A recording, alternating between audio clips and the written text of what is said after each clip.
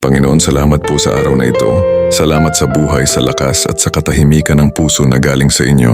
Maraming salamat sa proteksyon na araw-araw naming nararanasan kahit minsan hindi namin napapansin.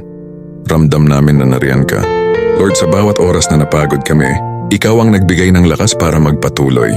Sa bawat panganib na hindi namin namalayan, ikaw ang naging bakod at tagapagtanggol namin. Salamat dahil hindi mo kami pinapabayaan. Salamat sa mga sandaling pinatigil mo kami para maalalang hindi namin kailangan mag-isa. Ngayon, hinihiling namin, patuloy mo kaming gabayan sa bawat hakbang, pangunahan mo ang isip namin at palakasin ang puso namin para lagi naming piliin ang tamang daan. Lord, salamat sa proteksyon, salamat sa kalakasan, at salamat dahil sa bawat laban. Ikaw ang una naming kasama at huli naming sandigan. Patuloy mo kaming ilayo sa kapahamakan at punuin ng liwanag ang landas na tatahakin namin. Sa pangalan ni Jesus, Amen.